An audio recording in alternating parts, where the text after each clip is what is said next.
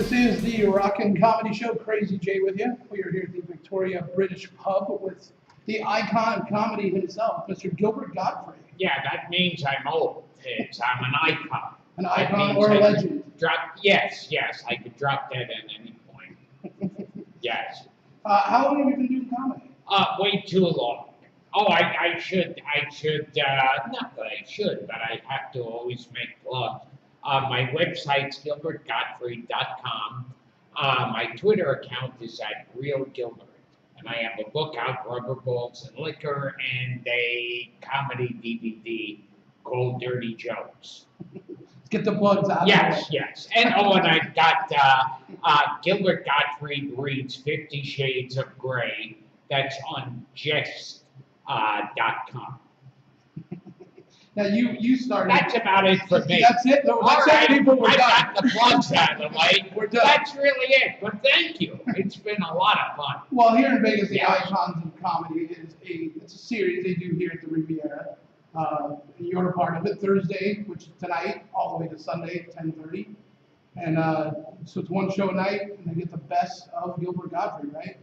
Yes, the best of me, whatever that is. It's like what, the ankles? I don't know. What's the best of me? I guess like the controversial side of you. Oh, yes. The dirty side of you. Yes, the controversial Not the side of Disney me. good Gilbert Gottfried. Yes, not the Disney or certain insurance companies for that matter. Yes. I would say with certain insurance companies, the Yeah. jokes that you tweeted that day, I fell off the chair. I thought they were hysterical. Well, that's because few chairs can support you. Well, Well, that's right, that's a that's whole right. other story. But I mean, I always view it like if an insurance company or whoever is going to use a comedian to market whatever it is that they're selling, they should know that there's going to be a bit of controversy behind something. But I don't think the jokes were that bad. I remember, which is the biggest compliment I've ever gotten on my material. I didn't think the jokes were that bad. But that should be my next autobiography. I didn't think that. One of my favorite tweets that I ever got after all that happened was, Affleck fires Gilbert Gottfried after discovering he's a comedian. And I thought that about wraps it up. Yeah. It's not like anyone who's ever heard me on the radio, on TV, in a club is going, oh my God, he said that? Right. Yeah. And it's probably took a long time for people to even realize that you were the Affleck duck. Oh, yes. Yeah. So. But now to get away from me because they were so shocked and offended, they've got a guy who sounds like me, Right. who they pay less, but that helps bring closure to Japan. Yeah, because I think all the Japanese, if they've lost a loved one, are going, wait a minute, they're doing the commercials for cheaper now? I feel so much better. Right. Yes. He's out of a job. Yes. We're happy. Yes. So, I mean, obviously, as a great comedian, you don't regret the jokes that you say. You never apologize. Or... Yeah, it's like when people say, do you regret? It's like, I regret my name being dragged through the mud, all that stuff. But the idea that I have to regret being a comedian and making jokes, it's like, and also it's not like it's not like I haven't made jokes like this before. Right. And what I loved when the media picked it up, the first thing they did the story saying, Gilbert Gottfried's remarks and comments. They never call them jokes, because if an audience or just the people hear the word jokes, they go, yeah, so what the fuck? It's a joke. Please. I don't need a news story about a joke. But they had to change it to that to make it like, oh, this is more serious. Right. Now, I mean, a similar case when you did the Hugh Hefner roast. It was shortly after the 9/11 attack. Yeah, it was like a few days, and that was like in New York, and so it's the worst. I mean, the entire country was in a daze, and this was New York where the smoke was still going through the air like these dark clouds. And I went up there and did jokes about September 11th. And this was September 11th, 1964, so I don't know what the big deal was. No, I did jokes about September 11th where I said, I have to leave early tonight. I couldn't get a direct flight. We have to make a stop at the Empire State Building. And this got like a massive, a gasp. And they were booing and hissing and rumbling and chairs screeching back. And one guy yelled out too soon, which I thought meant I didn't take a long enough pause between the setup and the punchline. And it's like, if you had told me at that point, right after I did that joke, I was on stage for 10 years in that experience, and that I believe it. That's what it felt like. And then I go into the Aristocrats, and the place just explodes, and they're cheering and laughing, and it's like, so terrorism is bad, but parents fucking their kids and blowing the family dog is quite okay. And some article said that I performed a mass tracheotomy on the audience, because it's like, just people at times like that, they need to laugh. Yeah, it's just like with the tsunami, that people need to laugh. Right. And it was like when the Challenger exploded. All over the place. It happens instantly. When Michael Jackson died, the joke started. And Whitney Houston, the joke started. It's just, I guess that's how we cope. And it's like way before the internet, whenever there was some tragedy, these jokes would travel instantly. And it was pre-internet. Right. And there'd always be like usually about 5 jokes you know right away. Like, I remember with the Challenger, it was like, what does NASA stand for? Need another 7 astronauts. Yeah. And what did Sally Ride's last words? What's this button for? And it was also around the time that Tylenol capsules were poisoned. And they found out someone was poisoning them, and they said, the Challenger and Tylenol, it's a terrible year for capsules. Now, when you do your jokes, you do your show here Thursday through Sunday. It's 70 minutes of just you and the one-liners. No, it just feels like 70 minutes. Sure, when I'm on stage. After 5 minutes of watching me, it feels like a week. Yeah. We're done. I think some of your funny impressions that you do in there is like when you take the electrical tape and you make the eyebrows and you do Groucho Marx and stuff. That I never seen you do that before. So when I saw you before, that was really funny. But going back to doing the Aristocrats joke that you did you plan on doing that, or did it just come to you because you're like, that joke just? Yeah, at that point, I kind of felt like, I'm on this level of hell, why not go right to the bottom level?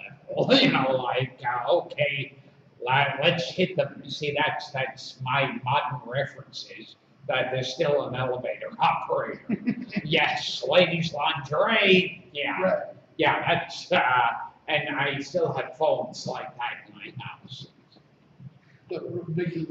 Yes, yeah, Mabel, can you make that call for me? Yes, it's Pennington 65000. Do people come into your show and not know the material that you do? Because they might have seen you like on Hollywood Squares, or they might have seen you in a movie and they don't know that you're offensive as you are?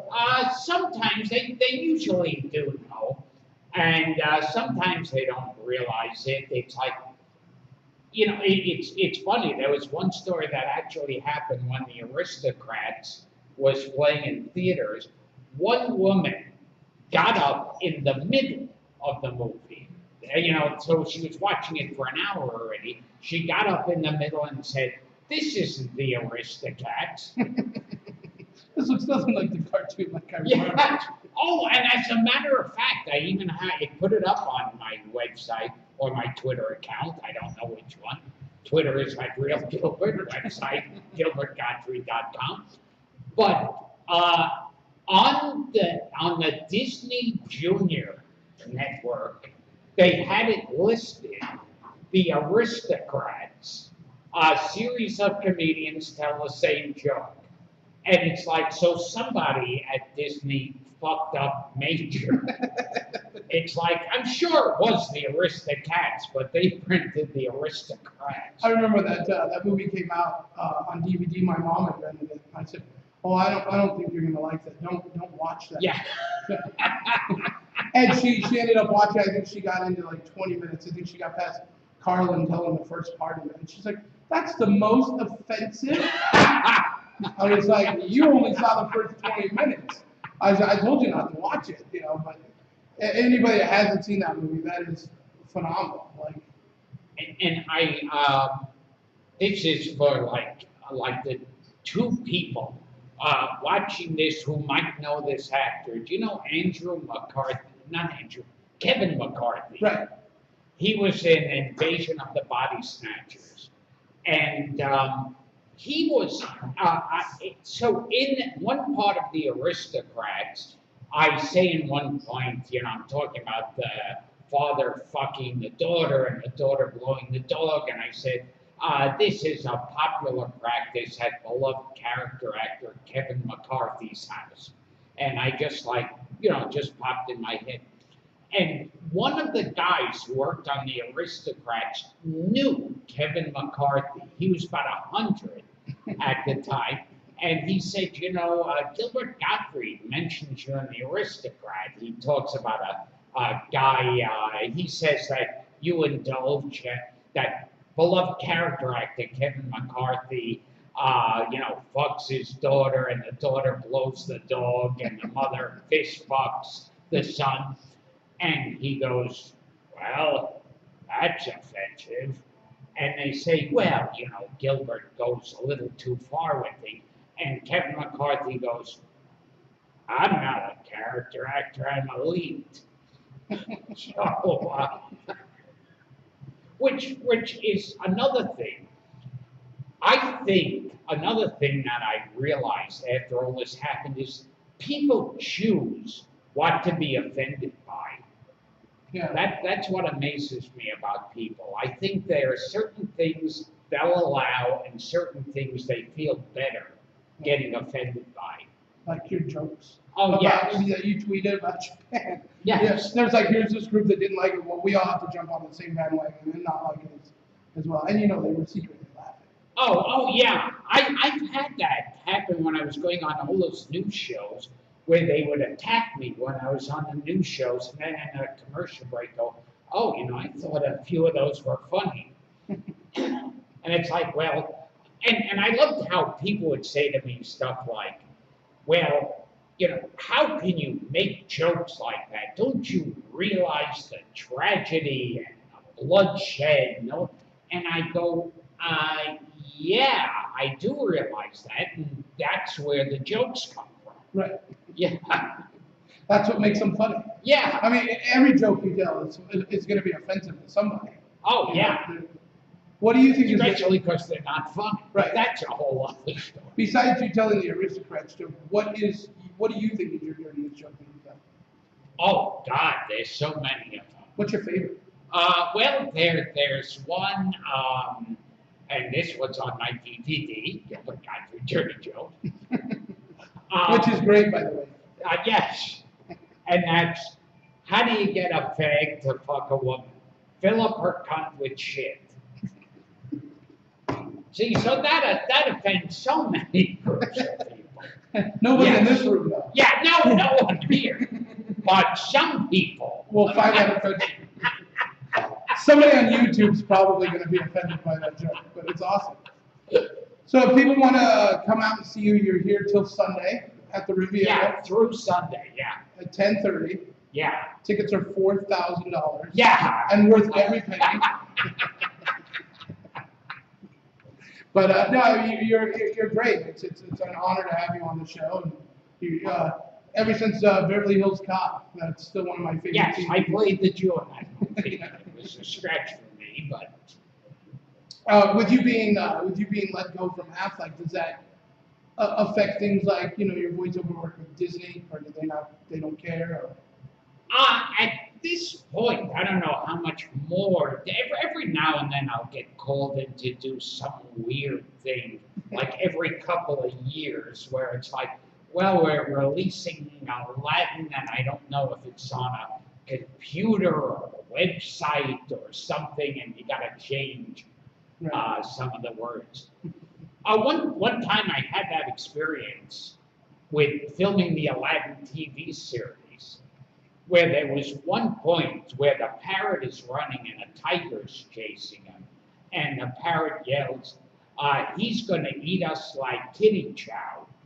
And some woman somewhere heard that as titty chow, which I guess if you keep breasts as pets, that's what you would feed them. And I had to go in and re-record it to kitty chow. Yes. Again, another group of people you've offended. Oh, yes. the titty chow people. And you are one of those comics where people, can come across as a little standoffish. I mean, it comes that way even with Howard Stern. I mean, he comes a judge on America's Got Talent. People are like, oh, we don't want him on there. It's too controversial. Well, he's judging people singing and juggling. Like, oh, yeah. It's the same group of people that have never liked him. It's not a new group of people. And it's the same. It's like people just have to target you, like, because it's offensive. But I think all it does is help your career, because here you are being let go from being the voice of the duck and now you're getting all this awesome publicity. People want to come out and see your shows because you're that funny. I think it keeps your brand fresher in a way. It's like, because people are, and you know what else? Everything is related back to movies. What that whole experience too reeked of was in Casablanca.